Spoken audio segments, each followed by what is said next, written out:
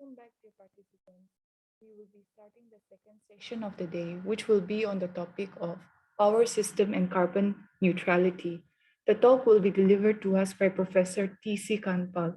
Professor Kanpal is a faculty in the Department of Energy Science and Engineering at IIT Delhi and holds various administrative portfolios at IIT Delhi in several different capacities.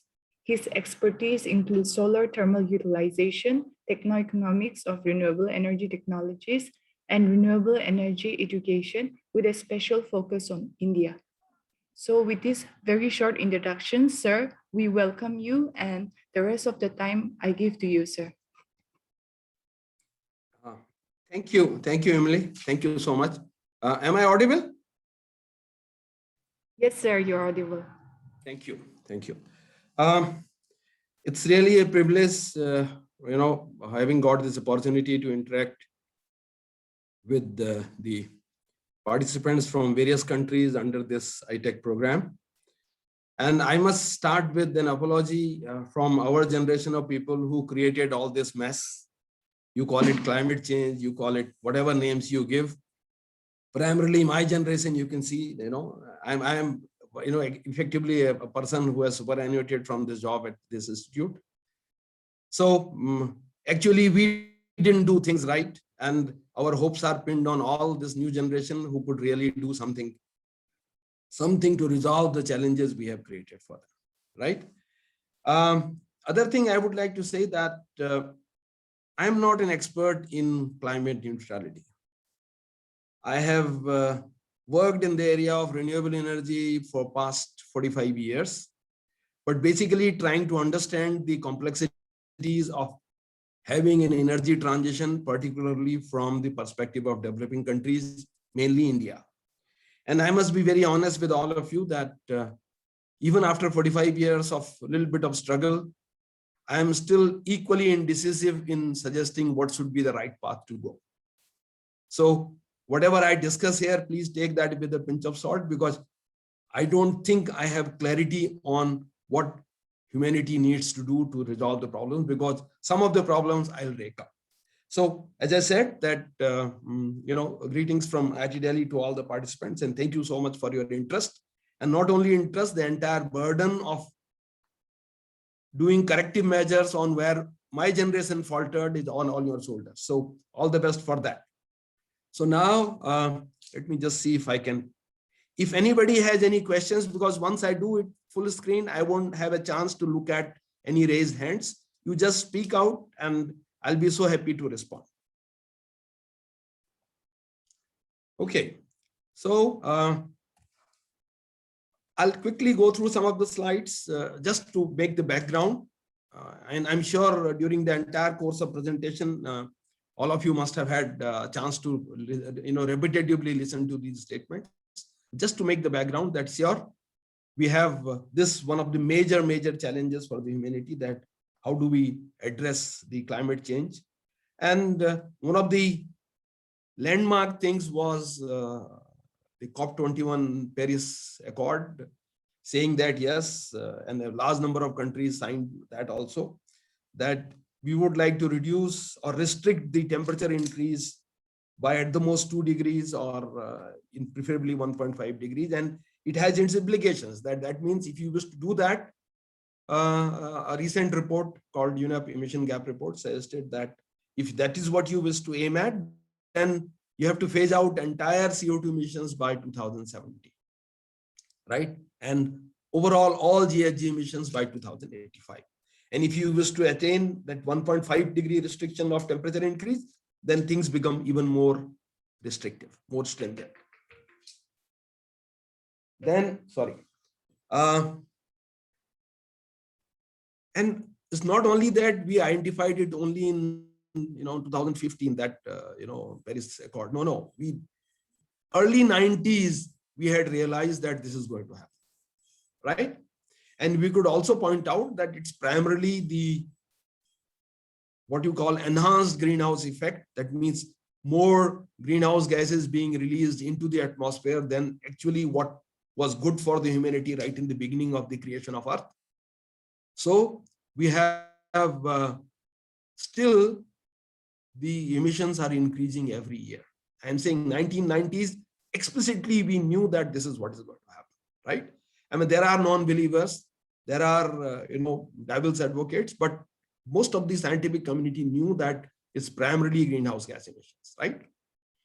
The second thing, which I'll come back again, that for various reasons, it is said that if an affirmative action has to be done, most probably those countries which are already developed, which are industrialized, where the quality of life is reasonably good, perhaps may be generous enough to take lead. We'll come back to that question. There is a commonly stated statement called differentiated, common, but differentiated responsibilities. This is the statement: common, but differentiated responsibilities. Anyway, we'll come to that. The other thing is, an important and very positive thing is, usually sometimes it is thought that if you work on climate, so any climate action would have adverse implications for development. Actually, it is not so. They can go both hand in hand. So you take climate action and you promote developmental activities also. So it's possible, and there are examples of. Then now the term carbon neutral. Carbon neutral, as the name suggests, what we are hinting at is that the amount of carbon dioxide you emit and the amount of carbon dioxide which is assimilated, absorbed by carbon sinks primarily forests, oceans, and soils, that is equal, right? So what is being said, if a country is emitting as many emissions as its carbon sinks are able to absorb, the country would perhaps claim that they are carbon neutral, right? But as of now, there are no well-known or established artificial sinks. So that means we have to only depend upon the forest, to some extent soils and oceans, right? So now, and what they can, current situation is what natural sinks can absorb every year is this, UNEP estimate, 9.5 to 11 gigatons of carbon dioxide. That means if, as a society, as humanity, if we release more than that, that is going to add to the existing concentration of carbon dioxide into the atmosphere. So what do? We want to have a balance between what we emit and what we, absorb in sinks. And of course, this limit will also change if you have more afforestation or if you do some other tricks with oceans. But there is some number. So you need to have this balance. So for that, one of the most ambitious things which I have written in the red at the end, can we eliminate all carbon emissions? And when I say can we, I'm talking of global community. And the global community has a lot of diversities, a lot of differences between one society to another society, their requirements. So some of this will come, in discussion now. So the answer to this right now, elimination of all carbon emissions, theoretically, yes. If all of us, everything is driven by, suppose, hardcore renewables like solar and wind, right? Including the energy you require for manufacturing solar energy technologies or wind technologies, that also comes from solar and wind to that extent. Then perhaps something like this. But that is going to be a far-fetched thing given the different stages of development our societies in different countries are. Right? Now, this one, what I have written here in blue, is another dimension, and you will get some examples of Microsoft and some other countries when I continue, that for a short term, this will not be a long-term thing. For short term, a country or a company or an entity or a society could claim to be carbon neutral if they are able to help reduce that carbon dioxide release across the world anywhere. So one of the famous tools or approaches which was developed beyond Kyoto Protocol was called clean development mechanism, right? I mean, it saw its problems later on thanks to the global geopolitics of energy and carbon emissions. But so carbon neutrality also is going to have a role, major role for this facilitation to be able to mitigate CO2 across the world, of course, within the country, elsewhere, across the world, anywhere, and still be credited for that carbon reduction. In the long run, eventually, as I said, goal was no carbon emissions at all. But to begin with, right, that also is going to have a role called offsetting, carbon offsetting. So that also, you will see a couple of slides on that also, right? That's there. So what we are saying is that this mechanism of being able to trade carbon for short and medium term also is going to pay dividends. It's going to be good for us. And market-wise, the last two bullets, there is a very good indication that consumers, whether it is individuals or corporate, may prefer products from entities which claim to be carbon neutral, or which at least make an effort to be carbon neutral, even though through offsetting. That means purchasing carbon credits. Now, just term, I'm sure you would have come across that, carbon sequestration. So this also has, where what acts as carbon sinks. And one of them, main ones, is forests. And I'll present you some statistics where you will see how this forest cover across all our countries varies from one country to another country. So some conscious effort in that direction, if it's feasible, might also be useful. Just 1 second on even broader term, though the title for our discussion was carbon neutrality, but actually there is an even more wider term called climate neutrality. The only difference being that climate neutrality would talk of all greenhouse gases, not only CO2, right? And any major global agreements actually look at all greenhouse gases, maybe in terms of carbon dioxide equivalent.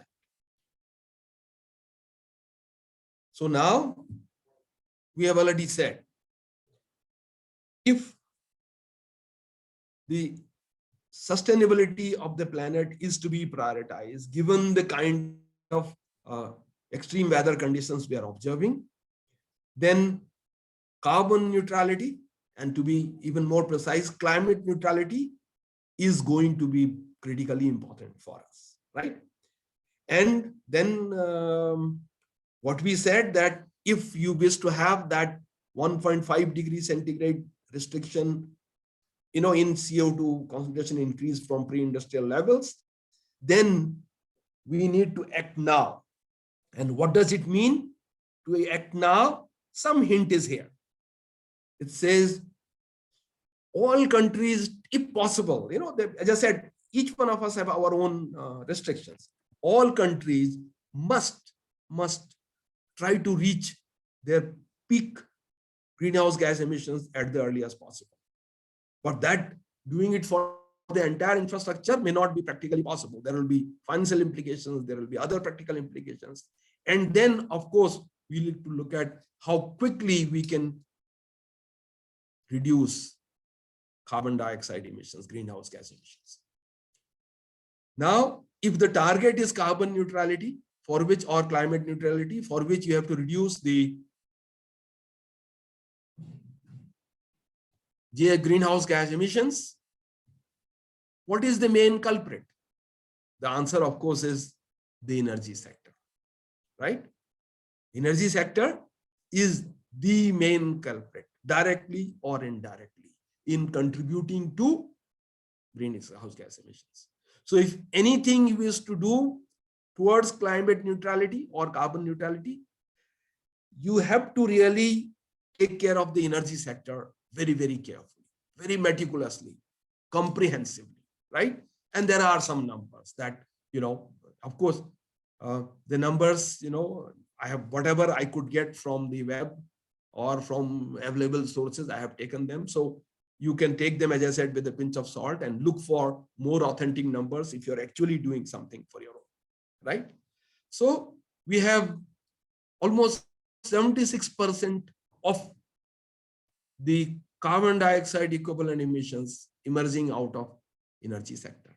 And the energy sector, would include, of course, transportation, electricity and heat, a major culprit, buildings, manufacturing and construction, and so on. Primarily these, right? And within them, these are all global numbers. The heat and electricity, that is a major contributor. Then transportation, and then manufacturing and construction. So any carbon neutrality transition will have implications for these major sectors of the economy, right? Or major components of the economy. Then this tells you that, okay, what are some further breakups, just to give you some idea to think. And this is again a global number. Road transportation, roughly 12%. Residential buildings, commercial buildings, right? An important thing is, this is the last bullet, please have your attention on this, that it is the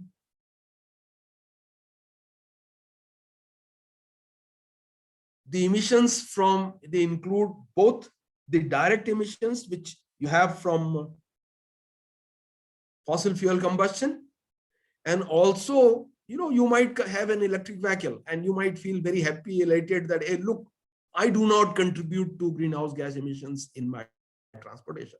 But if you are in a country like India, where around 60% of the electricity is coal-based, I'm sorry, you are equally a party, maybe not here where you are driving the car, but somewhere at the coal pit head. And unfortunately, carbon dioxide is a global pollutant. You release it in Delhi or Rio de Janeiro or Tashkent for that matter, or Kathmandu, or you release it in California, it's going to have almost the same impact on the global warming, right? So indirect emissions coming from the use of electricity are also, in fact, you will see they have a major role. And unless electricity is coming through green means, all you are doing is changing the place of release of CO2, and CO2 being a global pollutant, as I said, the implications are the same. So now, how do we do this climate neutrality, carbon neutrality?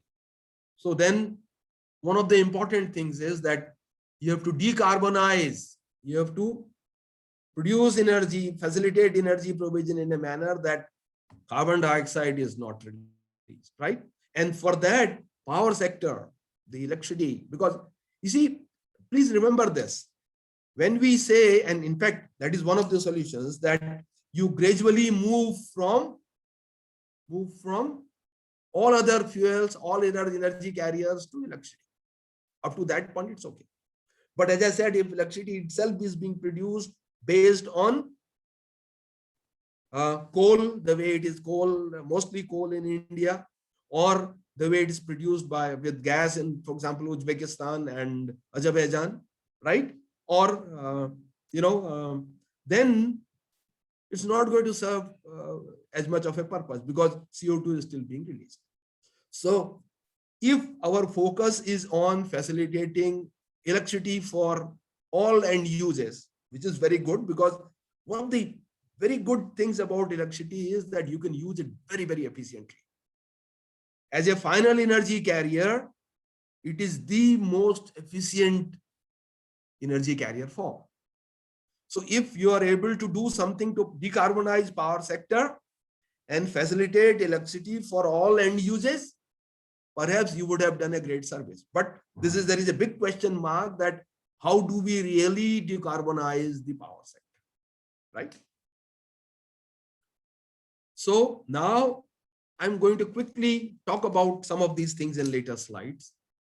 So we need to now, and please remember, I mean, I know I have some 20 or so odd countries in the, in the group now. our needs for energy are different. The way global energy consumption, that time trend, is it increasing? You will see for most of the developing countries, energy consumption is increasing. There are a few developed countries who have now, their energy consumption has stagnated or even come down. Their carbon emissions have also come down, but only a few, you can count them on fingers. The other thing is that we have different sources of energy and their availabilities, their reserves or their, resource availabilities, right? Then the next thing is that during the entire chain of, fossil fuel extraction to final end use, there are losses in terms of efficiency losses and there are emissions, right? Then, as I said, we have to care for what is happening to natural sinks. Is it possible that we increase the natural sinks so that we are able to assimilate more? So we have the leeway to release more, because then we still are carbon neutral, right? So now, what can we do? So this green one here, what does it say? And it's very easy to suggest solutions. I am doing it here now, right? Of course, reduce energy demand. Reduce energy demand, because if you cut down on your energy demand, you will reduce fuel consumption, right? But you can see the question at the end, the red one. Is it possible for all countries to reduce their demand?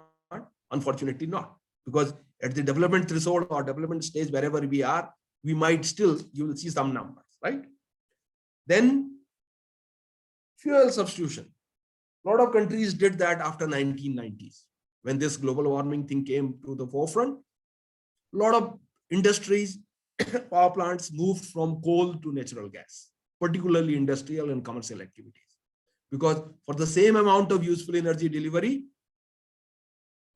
natural gas will, contribute much less CO2 emissions than being, using coal in a boiler or somewhere. Another important aspect is adoption of energy efficiency measures. Sure, right?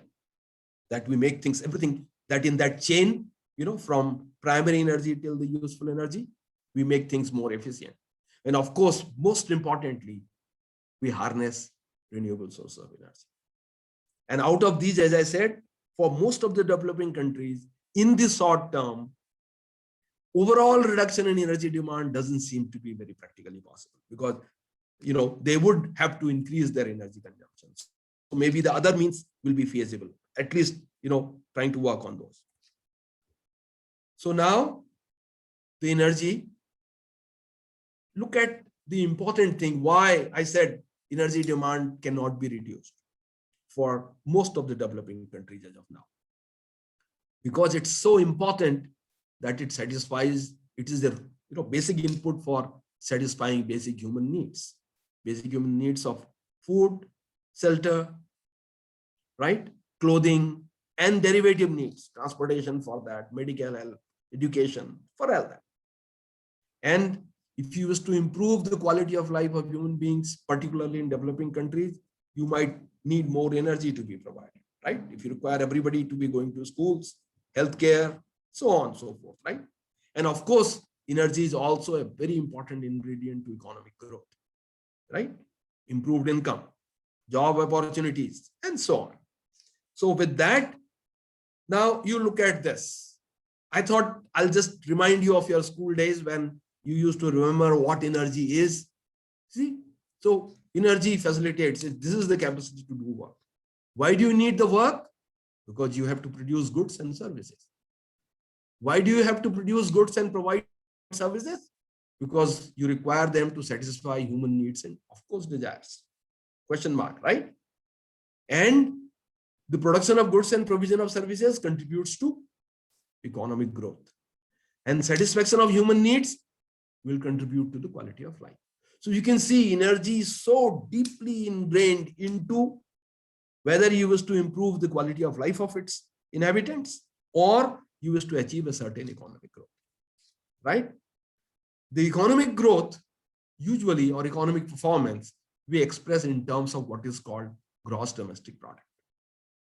Gross domestic product the monetary translation of all what you produce and what services you provide in economy, right? And as we said, you require energy to produce goods, provide services, right? And so there is a very direct relationship between the gross domestic product and the energy consumption. In fact, a very, what is called a strong positive correlation, strong positive correlation between the two. That means if you want economic growth, a certain rate, you will have increased almost, linear, maybe even more increase in the energy requirement. We'll come back to a term, used for it. Now, for the quality of life, these days, you use a parameter called an index called Human Development Index. It has three dimensions. One is the long and healthy life, which is indicated in terms of life expectancy and birth. The second one is knowledge, and that basically deals with educational attainment. And third one is the standard of living, and that in a way represented in terms of gross national income. So the Human Development Index really internalizes all the three aspects. And the maximum value of Human Development Index is 1, right? And for most of the developing countries, Human Development Index is relatively low, right? And important thing is, Human Development Index to begin with also shows a linear dependence. So if I have to plot Human Development Index here and energy consumption on this, you will see it goes like that. Of course, the maximum value being 1, but so to reach that stage, you will require, if you want to have an improvement in the Human Development Index, right? That means in the life expectancy, educational attainments, and income of people, then you need to provide more energy, right? So this is just to give you some numbers. And I don't know whether I tried to cover most of the countries which are represented in this program today, but I stand corrected. So you can see now the HDI values and the ranks, right? I mean, you look at where India is at 131 rank, right? With a value less than even 0.7. I mean, they say 0.7 or 0.75 would be a threshold which will be really acceptable, right? So you can see now, so if our development, we are so low in SDI ranking, right? Then, and I told you, Human Development Index improvement is also contingent upon providing energy. So you have to provide more energy for human development, for better quality of life. And this more energy in the current paradigm has to be, a climate neutral form. So the challenges for us, see, we were late in, riding the industrial development wagon, from the first industrial revolution onwards.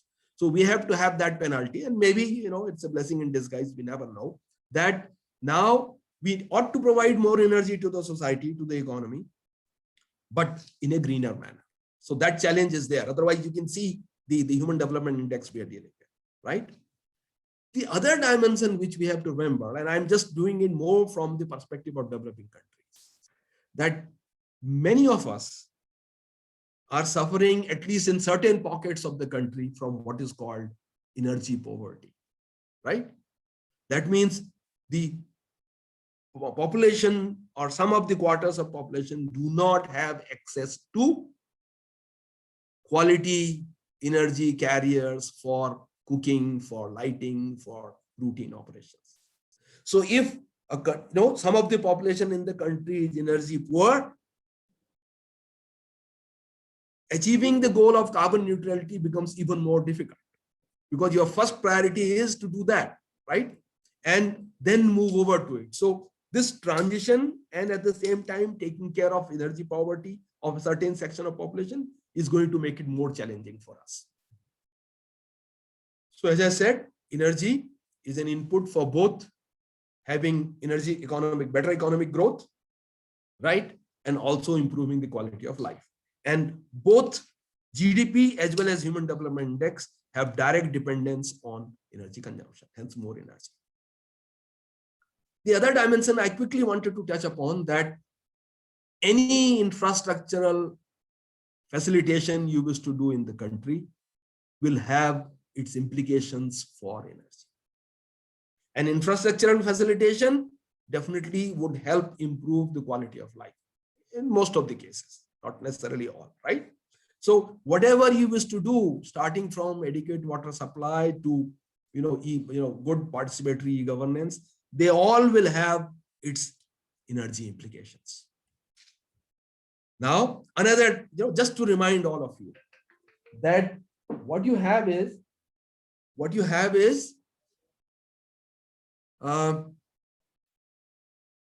we have sustainable development goals of the United Nations, some targets to be achieved by 2030. And these goals, the seventh one is hardcore on energy. Seventh SDG, ensure access to affordable, reliable, sustainable, and modern energy. So you will see what it lists under that is exactly what carbon neutrality is talking about. So what I am hinting at is that the goal of climate neutrality and the goals of all our sustainable development goals they have very good synergy, can go hand in hand. And not only that, the seventh sustainable development goal is hardcore on energy. You name the several other SDGs. For example, the first one, ending poverty, or zero hunger, or good health and well-being, or even gender equity, or clean water, right? All these SDGs also have their energy implications. So now you can see those countries where they are lower at SDG indices, they definitely need to provide more energy. And as I said, more energy in a carbon neutral manner. So bigger challenge. This is, as I said, just to give you the hint that the efficiency of energy conversion and utilization and transmission is also going to play a major role. And in many of our countries, right, this carefully needs to be looked at. There is a lot of potential. So whether it is the conversion here from coal to power plants, I have given the example of coal, the same is applicable for oil and natural gas, right? And then from there, the losses during transmission, and then even end use. This is an application for water heating, right? Everywhere you have efficiencies coming in, and you will have emissions. So we ought to really look at the efficiencies inherently, limiting our or increasing our carbon emissions, right? So as we said, energy conversion from one form to another form has its losses. Utilization also has losses, and wherever you are having losses or conversion, there are environmental emissions to water, to air, to land. Just a categorization of energy sources. I'm sure all of you know that, but as I said, for my continuity, it's good to refer to that. So you can see now you have different categories, of sources of energy. You have one category here, right, which are all fossil fuels. And they release energy through combustion. They are fossil fuels, non-renewable, limited reserves, right? And they release energy on combustion. There is another group of resources here which are renewable and which do not involve combustion. So they are very good for carbon neutrality, do not involve combustion, right? But they have their own characteristics. They may be variable, they are dependent upon nature, and so on and so forth. There is another group here called biomass feedstocks. They could be renewable, not always, they have potential to be renewable, but in most of the cases, they release energy through combustion. But when they are growing, they fix carbon from the atmosphere through photosynthesis. So in some respect, as far as combustion is concerned, they are similar to fossil fuels. As far as renewability is concerned, they have potential to be renewable. Not always, but they could be. You can have sustainable biomass. And then you have another one, nuclear fission, which is interestingly carbon neutral or could be carbon neutral. And that is why some countries, for example, in UK, in the beginning, they came up with it's called non-fossil fuel obligation. That means early 90s, they were allowing even nuclear to be considered as a substitute for climate neutral or mitigating CO2 emissions. And then I have put geothermal purposely separate.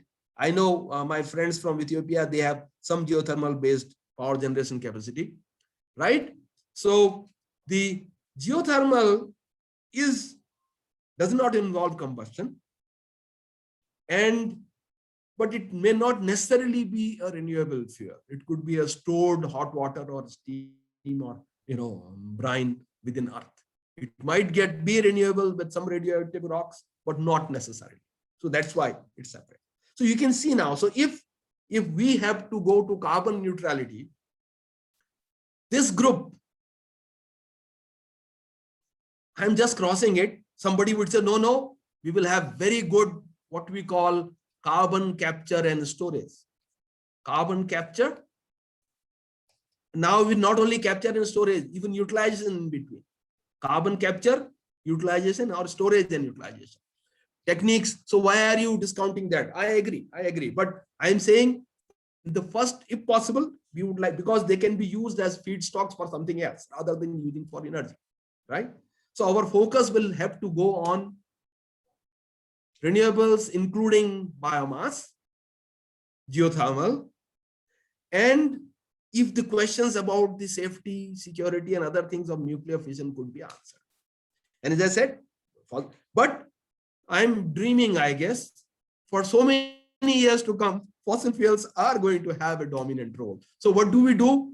That's why, maybe increasing carbon sinks, maybe doing a carbon capture and storage. Yeah. And of course, consciously trying to reduce their share in the overall fuel mix of the country.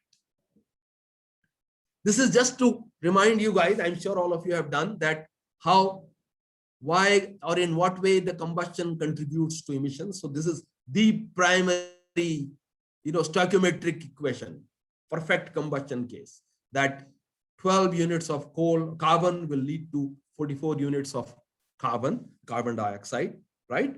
So from there, if you work out the carbon fraction, so how would you, that I purposely chose hydrocarbons, but otherwise for any other fuel, you will do ultimate analysis and come up with what carbon fraction. And you can see as you go to higher hydrocarbons, you have increasing carbon fraction.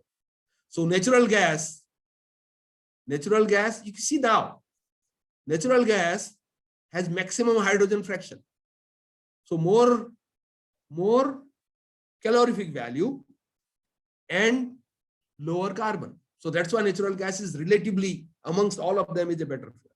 You go downstream, your carbon is increasing and calorific value is coming down.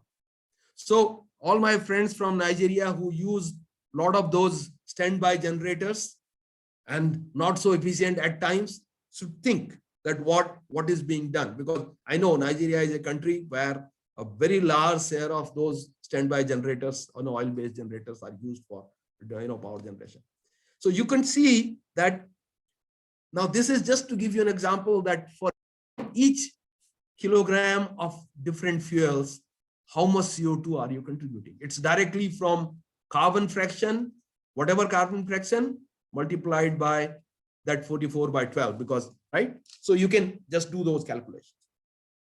Now, quickly, I was to go through some of the numbers, just for, I'm sure you would have come across those. All of you are, professionals in your own right. So but then I thought I'll just quickly touch upon some numbers. So what are the parameters which are used quite often? So that is energy supply per capita. per person, what is the usually primary energy supply as it comes from nature. Sometimes even at final energy consumption level also. So it depends upon, you have to be very careful while looking at the statistics, that is it giving at primary level. So it's called, if you look at International Energy Agency data, it gives TPES, called total primary energy supply. But if you look at a lot of other statistics, they talk in terms of what is happening at final energy consumption level, right? Then you have electricity consumption per capita. One very important term is energy intensity. Energy intensity is basically how much energy to produce $1 worth, or one pound worth, or €1 worth of goods or services, right? So obviously, for each dollar worth of goods or service, we would like as little an energy to be. So sometimes countries are compared on the basis of their energy intensity. If you are able to produce the same dollar worth of good or service for lesser energy consumption, you are a better country, or you have a better, more efficient economy, right? Infrastructure. Then another term is energy GDP elasticity. For having 1% growth in GDP, by how much percent the energy consumption has to go up. So here again, you would like energy GDP elasticity to be small. If a country is there which can have 1% growth in GDP by having 0.2% in energy consumption, that's a very good country. On the other hand, if a country is production intensive, a lot of material, manufacturing intensive, you will see, to increase GDP, energy consumption also will. Suppose there are economies which are knowledge based. That means they live primarily on their intellectual property rights, or knowledge based economy, banking, all the look at Switzerland, for example. You look at their energy intensity, you will see it will be much lower, because how they make money and how much energy goes for having that much of GDP turnover. Then the another term is CO2 emissions per unit GDP. Very, very important.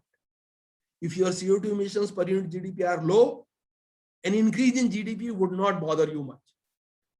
CO2 emissions per capita, that is primarily a tool used by countries like India, China, Indonesia, and wherever there are higher populations, that look, our per person CO2 emissions are very low compared to, they'll compare it with the United States or so. But truth is, yes, it's a valid statistical number, but it doesn't convey about the overall plight of the planet, right?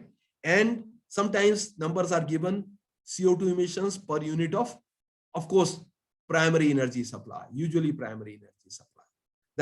That also you would like this number also to be low. Now, I am sharing some data, but I thought a caveat or a note is to be given. I have collected this data from whatever I could get on the day Professor Kaushal told me. After that, whenever I get some minutes, I was trying to collect some data. So I'm not sure if the data is really the realistic data, and some of our countries will be represented in the data, right? So my apologies if I have goofed up somewhere. At this old age, I have more chances of goofing up. And if you have to do something, don't bank upon this data. Please get your own data. And another one, my teacher used to say, the last one, statistics, his opinion about statistics was this. He used to say, there are lies, even bigger lies, and then there is statistics. You understand what I mean? So you can play with the statistics the way you wish to present the things. So you have to take everything with a pinch of salt. This is now, and as I said, I tried to remember what countries were there. So maybe I have excluded some. So my apologies if that is so. But and as I said, these numbers are not very definitive. Of course, I took this slide from the International Energy Agency, booklet, latest booklet on world key energy statistics, right? That is a very good compilation, and it's available free to download. All of you should try downloading such an. IEA sometimes gives and sometimes it gives country-wise studies also, right? So it'll be good to at least get their perspective. I'm not saying you buy that everything for yourself, but you get the perspective of how global community is looking at your energy scenario, your energy scene, and so on. So now you see here, you look at the problem. Of course, you see the countries I have written here. You see, of course, China is not there. I had limitations of how many lines I can put in one slide. So then, but you see a country, in fact, this population has even gone up now. It's 139, or 1390 millions, if you want to say that. But and there are countries where, with very small population. As I said, these numbers may stand corrected. And then you look at the total energy supply. But important thing is look at electricity consumption, then CO2 emissions, and the last one is CO2 emissions per total energy supply, tons of CO2 per capita. And you see a large variation, right? You have Azerbaijan, and you have Ethiopia, you have Sweden. Look at Sweden is a very interesting example. If we could follow that, it will be difficult, but we'll see, right? Their energy consumption, electricity consumption, and other things are pretty high with a population of 10 million, very high, total energy consumption, and similarly electricity consumption, right? But you look at their CO2, emissions per unit, right? Now, the next one is even more eye-opener. Now it gives you the total energy supply per capita, and you see the difference. Look at our friends in Ethiopia, what they consume, even what is consumed in India, and what is consumed by our friends in the United States, right? So that's why I said, if there is a universal diktat that now you cannot increase your energy consumption, I'm sorry, that will be the worst thing happening to this planet. We need to provide more energy per capita in many countries desperately, right? Then now, but other thing we have to learn from their experience. This is now total energy supply per unit GDP. Now you see, look at India, 14.45, and look at Sweden, only 3.73 megajoules per US dollar, 2015 version, right?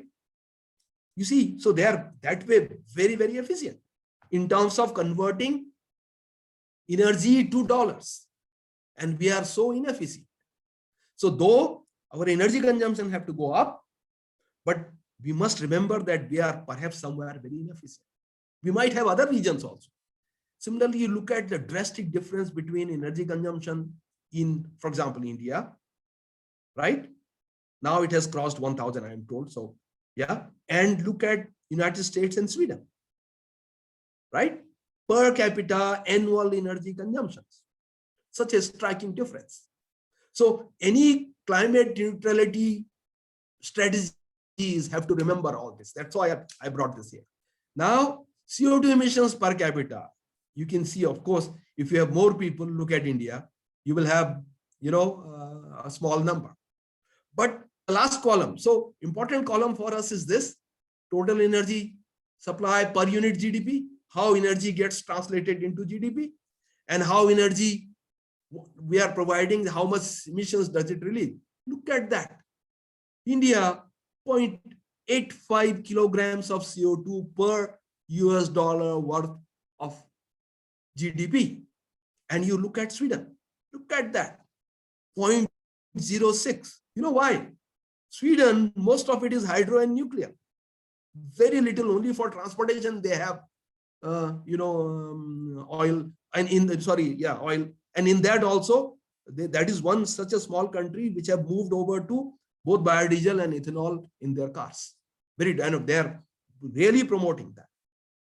So what I'm trying to show, one, there is a difference, but all of us have to learn something, how to make this, how to use energy for GDP growth or so that small amount of energy leads to higher amounts of GDP production.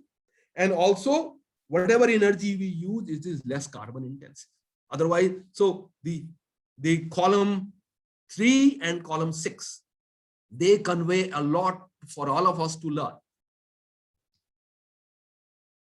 This is again that, energy demand is likely to grow because of population growth also.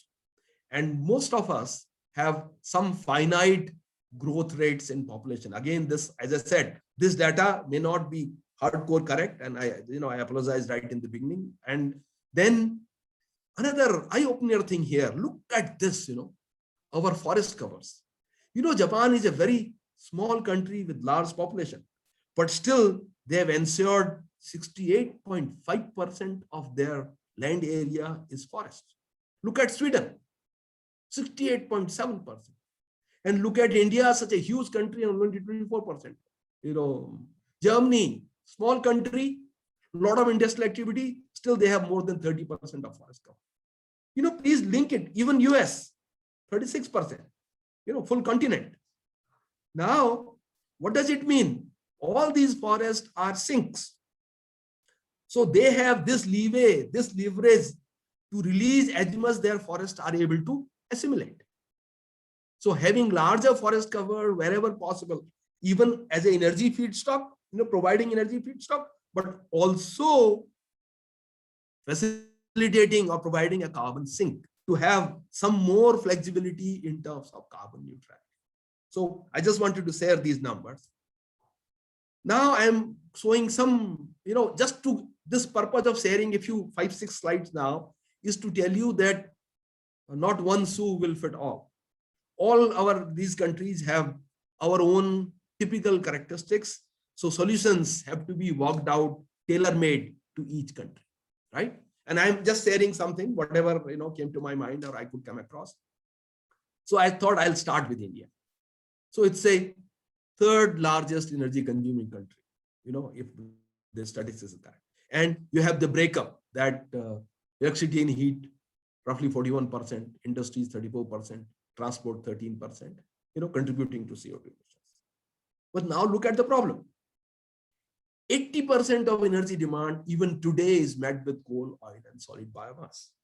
So solid biomass part, it could be sustainable biomass, but otherwise, whatever you may say, India is going to still contribute to global greenhouse gas emissions, whether you like it or not, right? Then, but another problem is this, the next bullet, 4.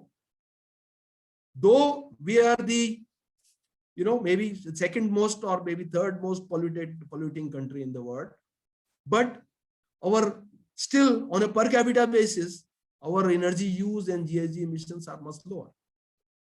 So those who are working on developmental aspects want to have improved quality of life for all of people. They would say, no, you cannot stop. You still have to provide more energy. And some more problems. We still have problems with reliability of electricity supply. Serious problems, particularly in smaller towns and rural areas, right? And another big problem for us is, look at the number, almost 650 million people still cook on solid biomass. Oh, so it's not cooking, there is a spelling mistake, I'm sorry, cooking fuel, right? So what does it mean? Cooking fuel, if solid biomass is the cooking fuel, you can see the very basic problem of satisfying the 7th sustainable development goal, right? And 650 million is a large number. Another problem for us for energy sector is that our electricity distribution companies, particularly those which are owned by state, by the government, they have financial problems. And I'm speaking this when I'm in Delhi with a very poor air quality. Many Indian cities have really poor air quality. And one of the major contributors could be directly or indirectly fuel combustion, including biomass combustion. Now, Uzbekistan. And as I said, my friends from Uzbekistan and other friends will forgive me if I have made a mistake in numbers. The idea was to give variety in, which should be inherent in decision making. So Uzbekistan, in principle, is a self-sufficient country in the world, one of the few countries, right? But the oil and gas apparently, comprise more than 95% of the energy supply, fuel mix, oil and gas, right? And the shares, what I could get from data, very high share of more than 80% share of natural gas, and around 10% of crude oil. And that was to the July 2018 data I got. Uzbekistan, of course, exports natural gas and crude oil. And then, as per the latest information, they still have 20 to 30 years of hydrocarbon reserves. Their energy consumption is 40% final energy. Remember now, this is not primary, final energy consumption, right? In residential and then transport and service sectors. And then you have the natural gas consumption, as expected, contributed to a very large number of, almost 80% of carbon emissions came from combustion of natural gas. And as I said in the beginning, somewhere in between, that burning natural gas is still far better than burning coal in terms of the overall, CO2 emissions per unit primary energy supply, or CO2 emissions even final energy consumption. So that is what. Azerbaijan, for example, is another crude oil producer, also produces natural gas, some export numbers. And again, it also has a very high, what we call a term, please learn, energy self-sufficiency ratio. That means what they consume and what they produce. There is a very large ratio, 4 times as per 2019 statistics. They are also, now this is important. Please look at the fine tunings here. The natural gas has, in the primary energy, natural gas has large share.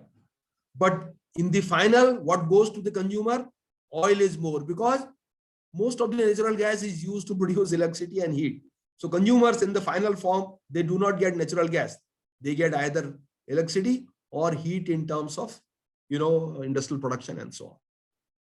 So renewable energy is roughly, including large hydro, contributes roughly 2% to primary energy thing and 8% in terms of electricity supply. And here also 90% emissions come from combustion of oil and natural gas.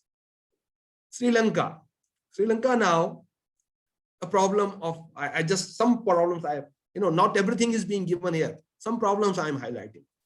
One of the problems is access to electricity, right? So Sri Lanka fortunately now claims that they have 100% access to electricity, but they are still importing roughly 50% of their energy requirement.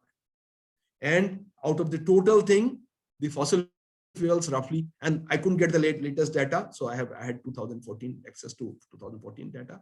Roughly 50% of total was fossil fuel. I hope it has changed for better now. And this is the breakup of electricity generation capability. And you can see that hydro has a major share in overall electricity generation in Sri Lanka. That is 2017 data. Nigeria, just a few features. As I said, I'm just bringing some features so that you can get a picture of diversity amongst all of us.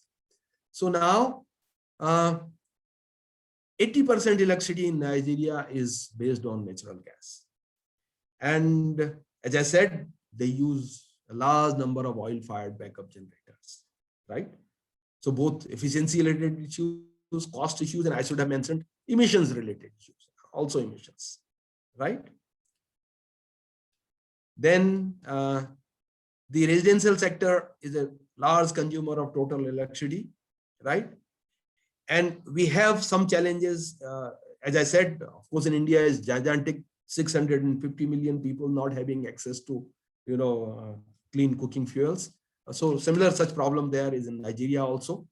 And I hesitate to say that, but yes, I mean, I am aware of it, that we have better management possibilities for our petroleum industry in Nigeria to benefit more people. Nepal, for example.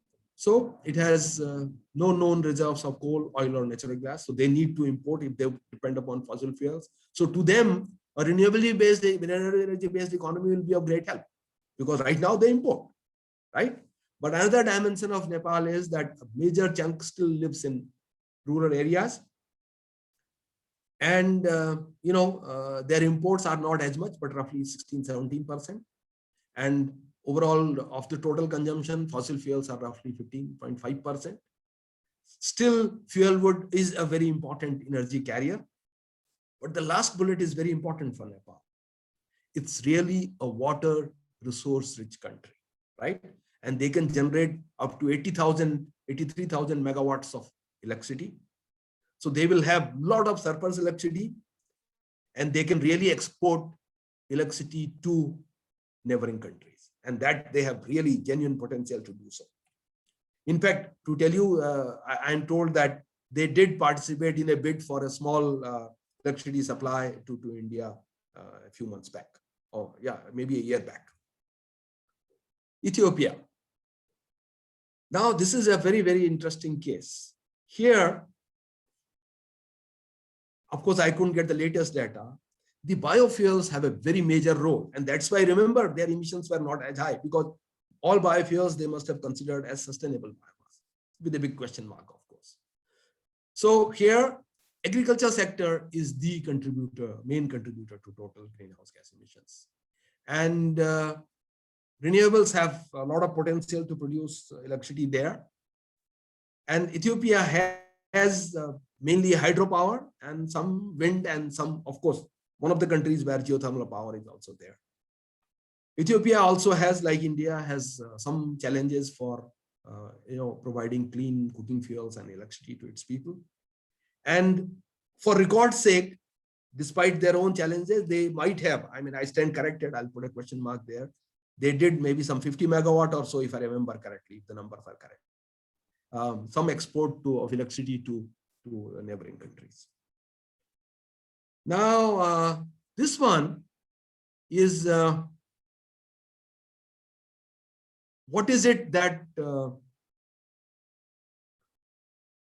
happening to, the developing countries as far as carbon neutrality achievement is concerned, right? So for developing countries, whether you like it or not, they will still have to increase their consumption, right? And a good number of them will have an increase in population. Their income levels will go up. So their demand is going to go even otherwise up, right? They need to be provided more energy to have a better quality of life, even if population was not increasing, income was not, but yes. And then additional burden will be because of this, right? But then there is a possibility, the third bullet is important. If income levels go up, we can have new innovations and affordability for those innovations to cut down on energy consumption. For example, today, if you use an LED lamp, which is much more expensive than the old incandescent bulbs, or even the CFLs, but then they consume your electricity consumption drastically, right? So, and similarly, I was looking at cement manufacturer in both Azerbaijan and Uzbekistan, right? And also, of course, did a lot of studies on Indian situation. We have real possibility of having our cement production to be much more efficient, right? So that's why if know-how and technology is available, most of the developing countries can do what is called leapfrogging. They need not necessarily go through the same torturous transition path which many of the currently developed countries went through, right? And we have to really look at the other socioeconomic considerations, right? Besides climate change. And of course, we have a lot of associated technology challenges, availability of technology, availability of know-how, right? So all these countries, if they want to leapfrog, if they want to achieve carbon and or climate neutrality, then a lot of technological innovations will have to be encouraged in-house, and also the global community may have to come forward for that. So now, what is happening to energy sector? Power sector, energy sector. And I told you, more and more focus now on meeting energy demand with electricity as a carrier because of obvious advantages of transmission as well as utilization efficiencies. So energy sector will gradually become synonymous with power sector. So now so we are looking at efficiency improvement in conversion and utilization processes. We are looking at exploring the large scale harnessing of renewable sources, and of course micro generation, that is a later, we can skip that right now. So and of course we are also looking at what helps the communities. Would a decentralized approach improve the situation? So now this is the energy efficiency as for climate neutrality. And what we mean by energy efficiency is very important. What we are saying, what goes to the final end useful energy, for a fixed value of that, our primary energy requirement comes down because we have become more efficient now. The entire chain from primary to useful, wherever there are efficiency, primary to secondary conversion, secondary to tertiary or final conversion, and from final to useful. So what we are saying, all these processes have become more efficient. So our final energy consumption comes down. So we reduce CO2 emissions, right? But one mark of caution, I always indicated, energy efficiency sometimes has what we call diminishing returns to scale. You can make an electric motor efficient very easily from 70 to 85. But from 85% to 88 or 90 will be more difficult than bringing it from 70 to 85, right? So the effort you require, the cost you incur, you making things efficient may become, as I said, diminishing returns to scale, may not give you as good as return as in the beginning, right? And of course, for energy efficiency also, you require appropriate technological solutions at affordable cost. Now, next one is for carbon neutrality, solar energy and solar, wind and other sources. So of course, they are renewable. The only thing is they could have what is called embodied emissions. Embodied emissions, the carbon emissions generated when you are manufacturing the technology, when you are manufacturing the material required. So for example, if you want to make a copper solar collector, the copper sheet you require, that has to be produced from an ore, maybe copper glance or copper pyrite, to bringing it to the shape of a solar collector. So as I said, unless your all energy is being supplied through solar, wind or hydro, you will have some embodied emissions. So you must keep track of those and adjust embodied emissions to give you the net mitigation of carbon dioxide emissions or GHG emissions. So what is the plus point with solar? Vast resource. Decentralized availability, all countries, including Greenland, not as much, but yes. But then the problem is it's variable and it's intermittent. So it has problems of what is called, solar energy systems will have a problem of what is called dispatch availability. It will not be able to dispatch as and when you demand it. So you will require storage, and storage will add to the cost. So, but what are the applications which have, really made their, niche? Of course, solar photovoltaic, solar thermal power, not as much, solar water heating. Then industrial process heating, passive solar heating and refrigeration also have some niche applications, but not as much. So you require storage. You have grid stability issues because you have a variable output, project. You would require space for it because solar energy is low flux density. It requires a lot of area to get sufficient amount of power. And because it's variable, because it's intermittent, solar plants with no storage will have less than 25% annual capacity utilization. You can have a nuclear power plant with almost 95%, a coal thermal power plant almost 98% capacity utilization year round, right? Solar, I don't think anybody reported even 25%. Photovoltaic plants in India roughly have 18%.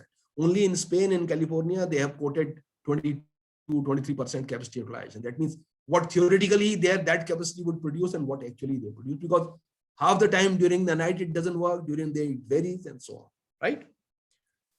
Now, this one, just to give you that where we are, this is now, look at solar photovoltaics. And I have just collected the data from, yeah, this is a very good report. All of you should download for last 9-10 years. It's called Global Status Report of Renewable Energy Network 21. Please download them, look at them. They will give you very interesting information. And you can get these reports from 2009 to 2020, right? In fact, 2021 report is also there. So, but that has 20 data. That's why it's until 20. Global Status Report of Renewable Energy. Just put REN 21 and their Global Status Report. You will have an opportunity to download. So you see, but from as low as 23 gigawatt in 2009, thanks to our Chinese friends for decreasing the cost of installation of PV modules, look at it, 760 gigawatts of installed capacity. Of course, almost half of it will be in China alone, right? On the other hand, you look at concentrating solar power. Because it's more costlier, the growth has been very, very small. Solar hot water, remember in 2009 itself, it was very large, but the growth has not been as phenomenal. I mean, there has been some push, but not as good. And I couldn't get data for the last 2 years, right?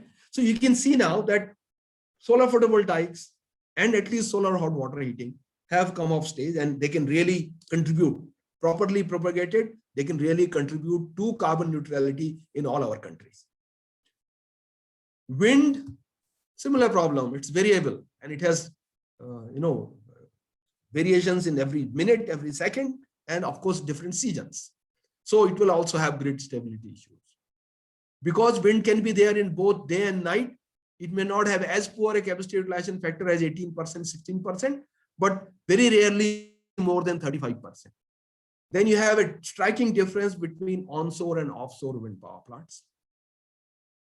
But then site selection is very, very important because resource availability depends on that. And another problem I want to hint, and it has already happened in a few countries, if you have exhausted all good sites, wind resource sites, then, as I have written here, risk of marginal resource utilization. Then if you further want to increase more wind capacity, you will install a wind turbine where there is not as much of a good wind regime. So your output will be less. And of course, more than 700 gigawatts of installed power you will get in the table. But you can see now, wind growth has not been as large, as fast as that of PV, right? PV wind was already pretty large, 159 gigawatts in 2009, right? Like solar watt heating. Hydropower, you can see, this includes, of course, large hydro. There has been some increase, but not as much, primarily because of finding sites, because of, other socio-economic challenges in shifting people from one place to another place, and so on and so forth. And of course, now one of the problems is variations in the precipitation, in the rainfall, right? Sometimes it rains a lot, sometimes you have dry years, so, the plants do not function. That also is causing some trouble. Now, some word about biomass, because most of our countries, all of us will have some potential of biomass.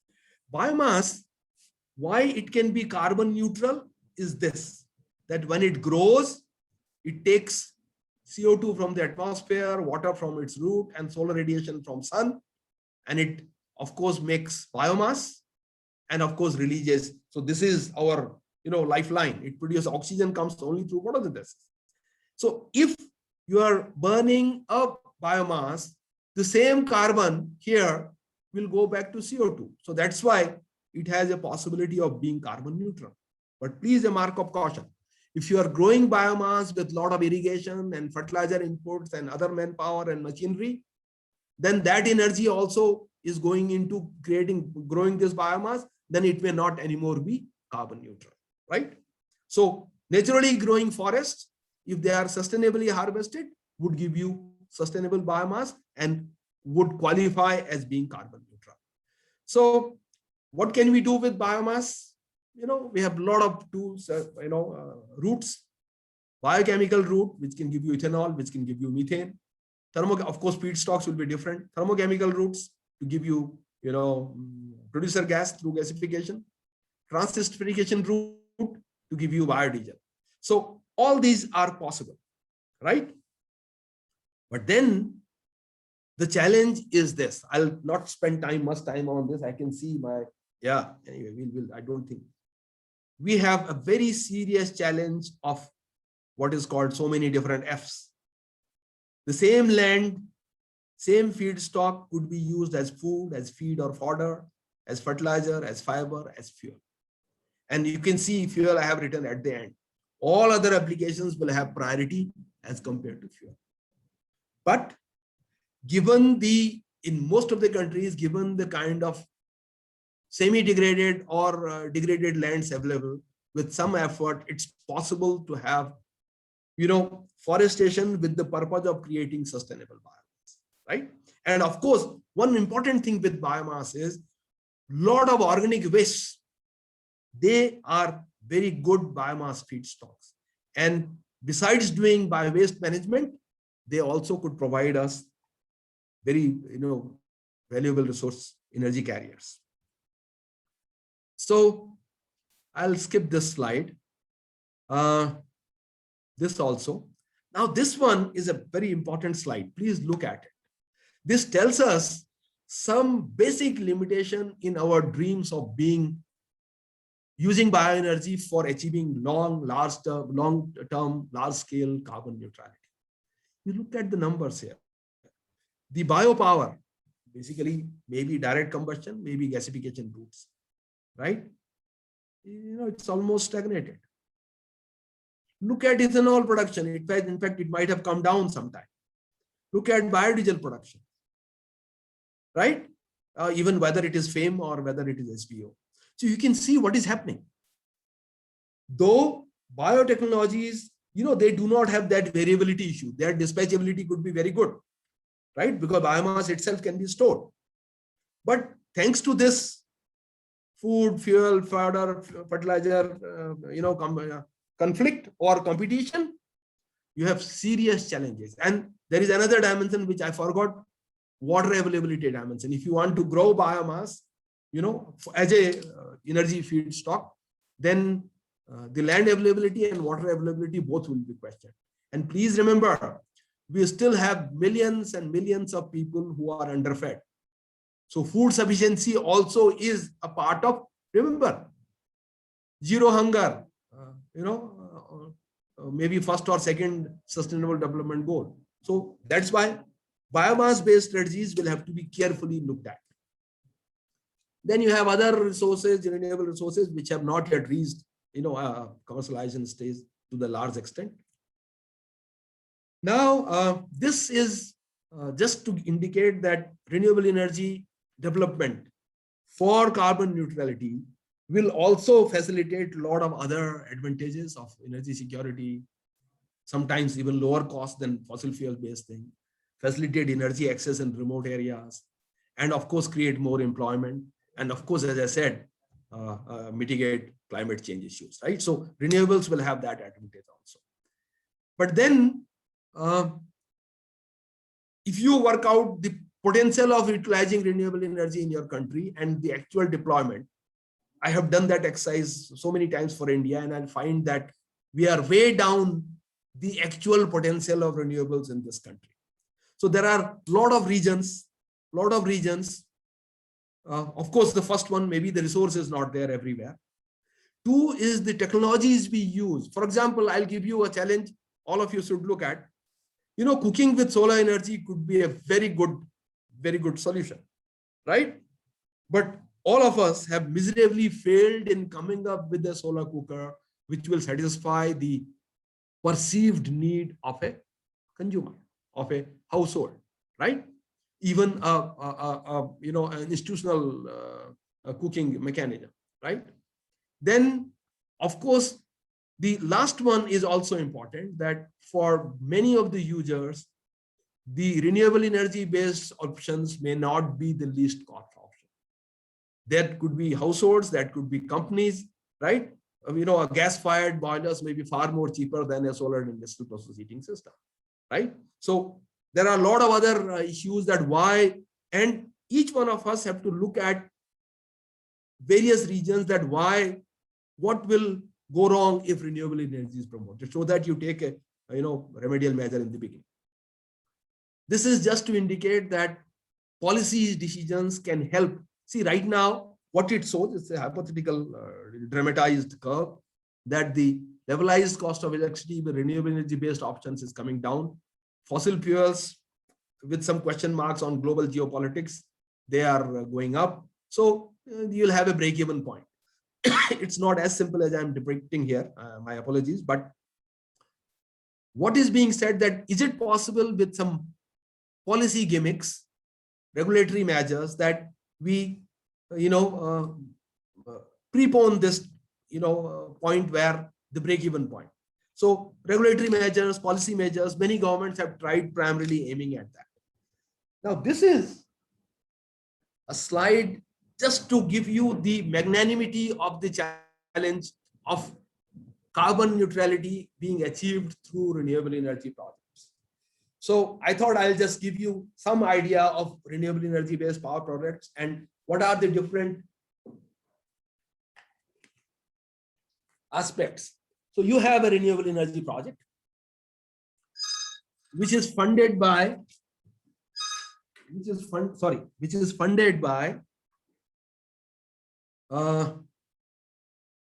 loan providers, which is also funded by equity investors. And then you have the government, which is providing a lot of tax credits, right, to equity investors. Government is also providing different kind of incentives. The electricity produced is sold to a utility, which has a power purchase agreement, right? And then there are open markets where you can sell carbon credits, earn carbon revenue, right? And you have some quota markets, renewable energy purchase obligations, which create a market for renewable energy certificates. So you can see if somebody has to do carbon neutrality, prioritize it, all these stakeholders have to be on board and you have to take care of their interest. Otherwise, they wouldn't participate, in the long term. One case study, one success study could be there, right? Okay. Now, just to hint, I'll have to now expedite this, that one of the major challenges, what I observed with little bit of experience I have, that our policies also favor directly, indirectly fossil fuels. Low carbon technologies may require a different kind of policy support. So two things will have to do. One is that whatever undue policy favor or subsidies we are giving to high carbon options, gradually that has to be withdrawn, if not immediately, abruptly. And also a helping hand to be provided to low carbon technologies, so that, please remember, for last more than 100 years, we have directly or indirectly supported, we have been living in a fossil fuel based economy. So everything was geared towards them. So if low carbon neutral technologies have to be promoted, we might have to think about withdrawing part of the undue subsidies to the fossil fuel sector and support these. So now what we do, I just wanted to give you this, I'll just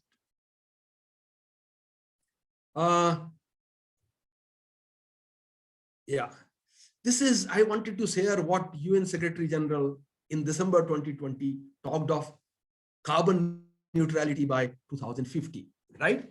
And that there are some very ambitious things, what he says, and it's I thought I'll share, and I'm just taking it from his document, that we'll have to build a truly global coalition.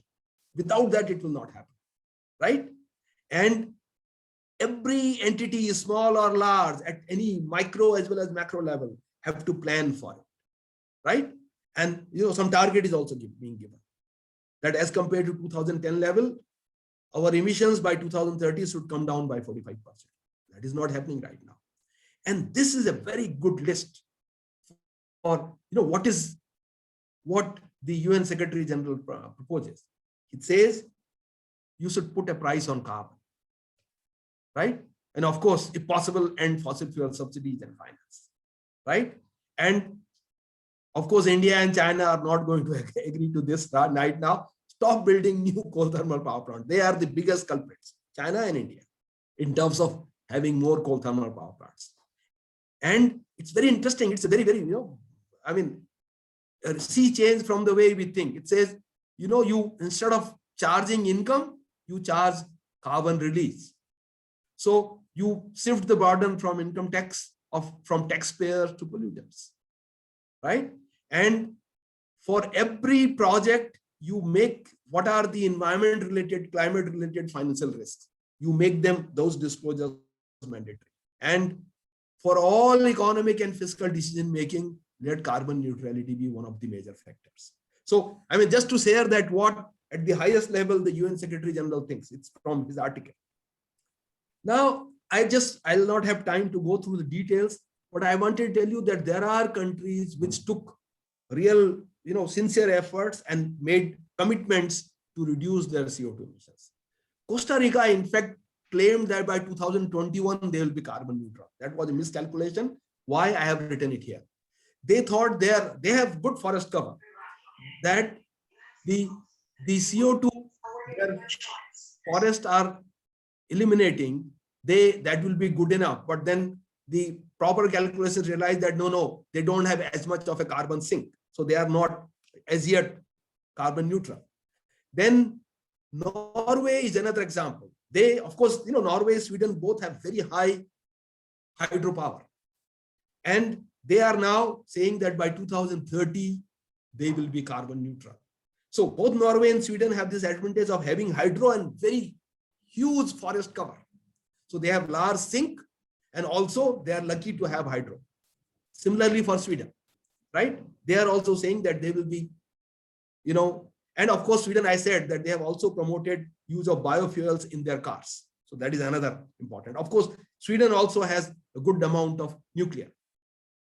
Hydropower 46% and 35% nuclear. Can you imagine that? Now, just to give you an example of Microsoft Corporation. Of course, it's purely a money game, but it's good to mention. Microsoft Corporation decided that they will be carbon neutral by a certain date, by 2012 or whatever it is. But of course, what would Microsoft do? So one of the immediate things they did, they bought renewable energy certificates. Renewable energy certificate, let me tell you, each renewable energy certificate means 1 megawatt hour of green electricity. So as many megawatt hours, gigawatt hours they consume, they bought as many RECs and retired. So they indirectly said, okay, though we are not we are using commercial electricity, but anywhere else in the world, we are promoting equivalent amount of electricity generation from renewables. And they also purchased carbon emission reduction units, offsets, to compensate for it. In fact, let me just tell you, I have not mentioned it here. Microsoft is now seriously looking at if they can account for their past carbon emissions, what they did 20 years back. That means they will buy as many other carbon credits and renewable energy certificates. So that's another way of doing it. And what it does for us, it's important. It creates market for voluntary carbon credits. So if you have projects which save carbon, and if you can follow the rules and regulations of earning carbon credits, there will be additional revenue for renewable energy or carbon mitigation projects in our country. Then there are a lot of other non-state actors. You can see in the green, there are a lot of cities which said that they would try to become carbon neutral.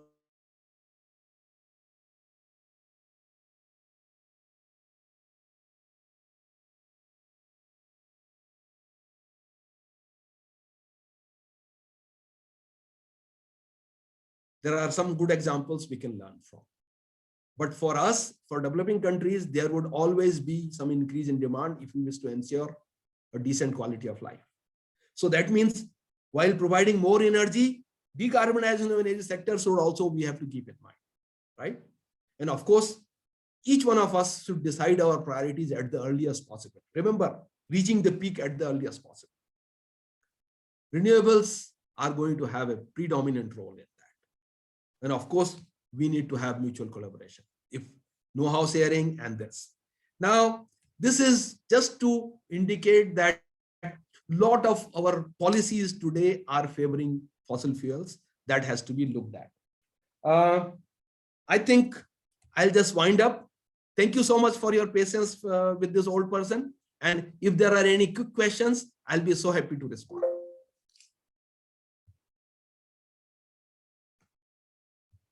Yeah.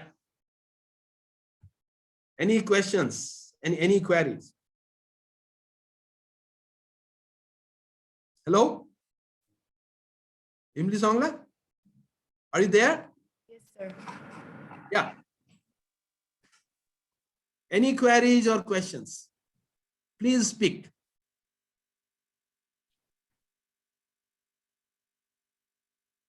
Yeah, I have a question. Please. I don't know about the renewal, the certification that you were saying. It's just about companies, or it's something that countries can get it too? Okay. Now, you see, country per se may not participate. The targets will be given to transferred to maybe companies, maybe business houses. So they will have to do their carbon accounting, and because country per se will not participate in market, right?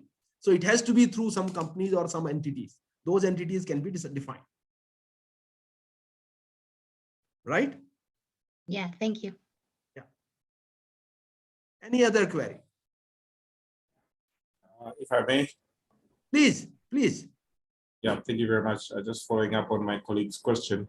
Do you have other examples that have similar cases, like the case of Microsoft in different sectors? Maybe. Oh yes, Google. Yes. Google is another company. Microsoft is one. Google is another company. In fact, lot of corporate houses now, big corporate houses, multinationals, they are all claiming that, because it's a good business. I forgot showing that slide to you. For example, let me just go back to that, if I can just show that. You see this Costa Rica, what they did, they said for all their tourism related activities, that the hotels and other things which are being used, they said they are all carbon neutral level. That means those hotels are some way or the other accounting for the CO2 they release. And this additional charge, they are asking the tourists to pay. And their experience is that the tourists are not minding that, because then they also take pride in saying, okay, we stayed in a hotel which was carbon neutral or having a carbon neutral level. Costa Rica did the experiment with that. So what I'm saying is, so I'll tell you, not now, the 6th FIFA World Cup, Football Cup, they claimed that they are carbon neutral, right? 6th FIFA World Cup. And how did they claim that?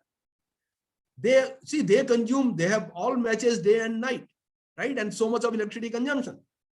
But whatever electricity they were consuming, they were buying as many renewable energy certificates and or carbon emission reduction units from the voluntary market.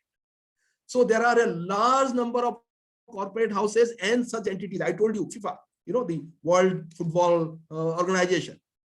So so if you want this information, just type voluntary markets for RECs or carbon credits. You will get a lot of information. Is it okay? Perfect. Excellent. Thank you very much. Yeah. For all the insights. Yeah. Any other query?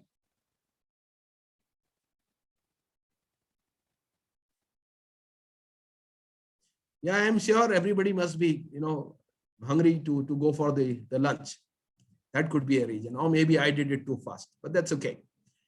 I hope, Imli, do we share these presentations, recordings to the participants? Yes, sir. We are recording the session, so we will be sharing the recording to Please them. do. I mean, you have full freedom. This information is nothing is my own. I mean, I have just compiled it from whatever was available free to download. So you can very easily share it with them. No problem at all. Sir. Sir, we don't seem to have any more questions in the chat box as well. So, Okay, sir, we just want to take this time to thank you very much for my your pleasure. informative and insightful talk. I believe all the participants will be taking this learning into their respective field. Sir, we truly appreciate your valuable time here with us today. Thank you very much, sir. Thank you, Emily. Thank you so much.